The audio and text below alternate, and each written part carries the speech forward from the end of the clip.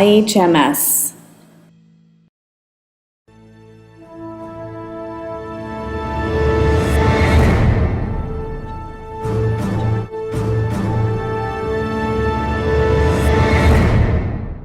IHMS Weekly English Program. This is a weekly international Harari Media Services English program that focuses on different aspects and issues related to Harar and the Harari people, be it social, political, economic, or historical facts. In a nutshell, it deals with everything Harar in conjunction with affairs in Ethiopia. It is intended to reach Harari and non-Harari viewers and audiences alike around the globe. It is informative, educative, and above all, it is meant to present facts and build capacity at all levels. As witnessed by various governments and international organizations, undeniably, Harar is a city-state of peace within the Ethiopian galaxy and the African universe. This weekly English program was created to promote peace and humanity to its viewers, allowing them to have people-to-people relationships of peaceful coexistence in Harar and Ethiopia at large. As such, today we have the following episodes for you. Part 2. Last week, under the title Genesis of Harari Regional State, Dispelling Political Fallacies, IHMS presented Part 1, which included historical facts about Hararis and Harar, and Hararis as indigenous people in Ethiopia. In today's episode, we will focus on two things: the minority rights and self-determination of Ethiopians, and a way backward or forward in the current emotionally charged politics in Ethiopia. Various human and minority rights studies point out that the national and international concerns for the protection of minorities predates the modern state system. It can be traced as far back as to the Constitution of Medina, drafted by Prophet Muhammad, peace be upon him, in the spirit of the Quranic laws of tolerance toward the people of other faiths, especially those of the Bible. As a result, they protected minorities, especially Jews and Christians. They were granted religious and cultural rights and were governed by their personal codes. Non-Muslims living under Muslim rule were treated with tolerance, and many of them rose to the highest positions in the state and made notable contributions to the growth of the Islamic civilization. In the 20th century civilization, the UN declared that minorities in its first article affirmed that governments shall protect the existence of the national or ethnic, cultural, religious, and linguistic identities of minorities within their respective territories, and shall encourage conditions for the promotion of that identity. Along with minority rights, the doctrine of affirmative action attempts to readdress the harmful or inhumane practices of past racial or social discrimination and to correct current socioeconomic inequalities. Affirmative action always intends to remedy years of unfairness and discrimination. It is a restoration and compensatory effort. Positive measures by governments may also be necessary to protect the identity of a minority and the rights of its members to enjoy and develop their language, culture, and to practice their religion in a community with the larger social groups. Thus, Harar and Hararis do qualify under the Ethiopia Constitution in establishing the Harari Regional State in the 1990s. According to UN conventions, self-government rights devolve power to smaller political units so that a national minority cannot be outvoted or outbid by the majority on decisions that are of importance to their culture, such as issues of education, immigration, resource development, language, and family law.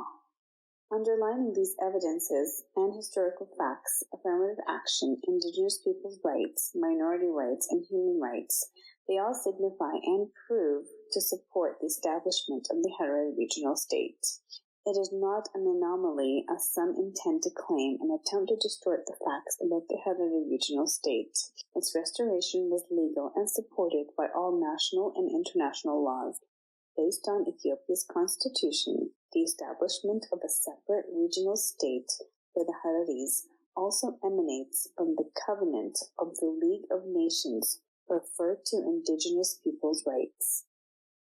All the facts presented here show that Harar and the Harari people perfectly fitted all the political categories, criterias, principles, and the UN conventions, thus giving us the restoration of Harar and the Harari people as a regional state in the 1990s is unequivocally justified.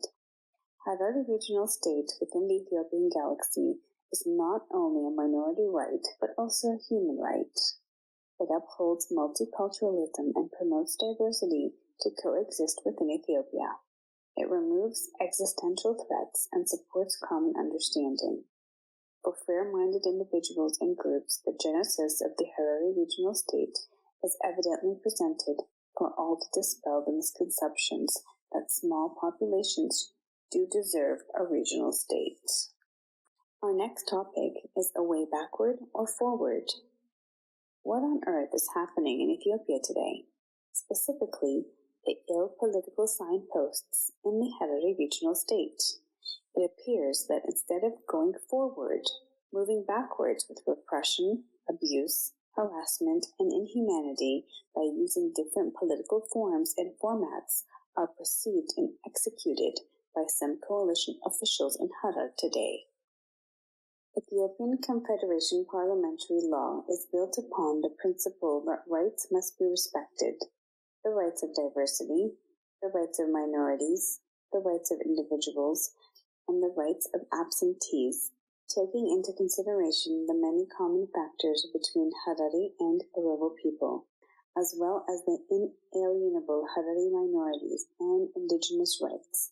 The Harari National League, or HNL, and the Oromo Democratic Party, the ODP, have jointly taken responsibility in running the Harar regional state since 1992.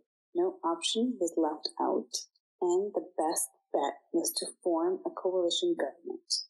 Of course, HNL is fairly given more authority in running most regional government affairs and entities because of their indigenousness. It is meant as a continuation of the relationship amongst residents of Harar.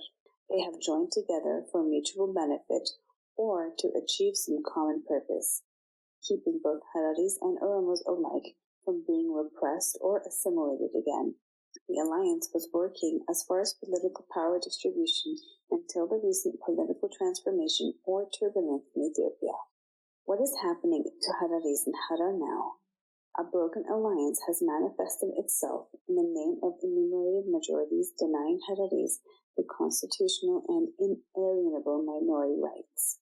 Some partnering officials are tyrannizing the Harari minorities just as a single ruler is inclined to do so in a dictatorial regime.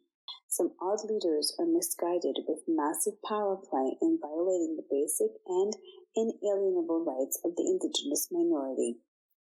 Equally, Ethiopia's Federal Democratic Republic government has chosen to ignore in protecting and guaranteeing the minority rights in Harar today.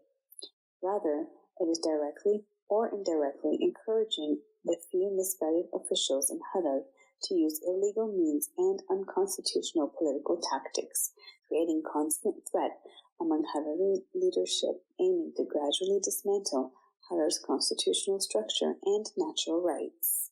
In fact, with striking opposing resemblance to what Thomas Jefferson stated when he said, "It is of great importance in a republic not only to guard the society against the oppression of its rulers, but to guard one part of the society against the injustice of the other part." Some partner officials in Harar, rather than co-governing, sharing responsibilities, and protecting minority rights, as well as upholding the rule of law and order, they have opted to threaten, repress, oppress the Harari minorities day in and day out. Sadly, they are also wrangling and twisting the Harari leadership to diminish its authority to undermine the Harari institutions. What a betrayal!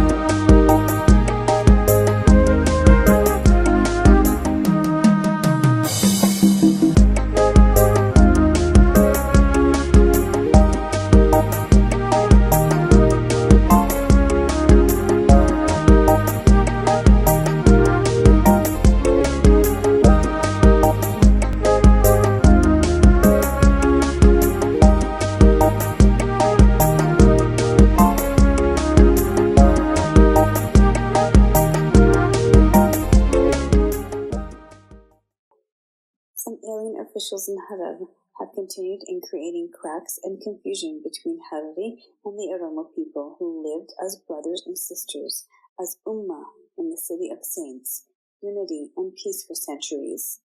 It is historically a divinely shameful moment in Harar, where Muslim brothers and sisters have turned against each other.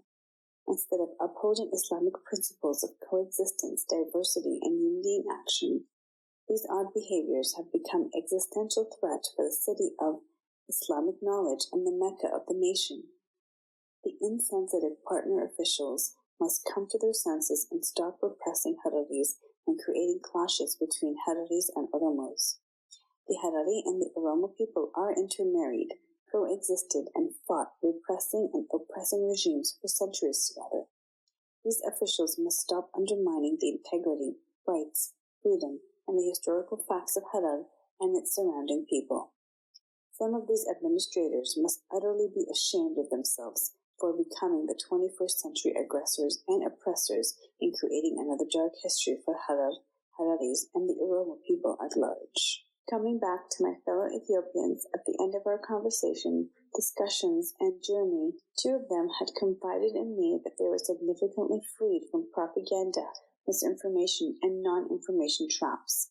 They admittedly appreciated the enlightenment and the dialogue we had in support of Hararis and the Harari regional state. Their takeaways? It was humanity and minority rights to keep Ethiopia all together, emphasizing security, law and order to peacefully forge forward. Let me wind up my messages by saying to all Ethiopians, let's stop internal political and socioeconomic bleeding. Quoting Dr. Martin Luther King, he said, "Somewhere we must discover the world over that we must learn to live together as brothers, or we will all perish together as fools." Peace, from UNESCO's Laureate City of Peace, and we deeply encourage the people of Ethiopia for their outstanding people-to-people relationships to achieve the Nobel Internal Peace Prize of 2020. Inshallah. Assalamu alaikum wa rahmatullahi wa barakatuh.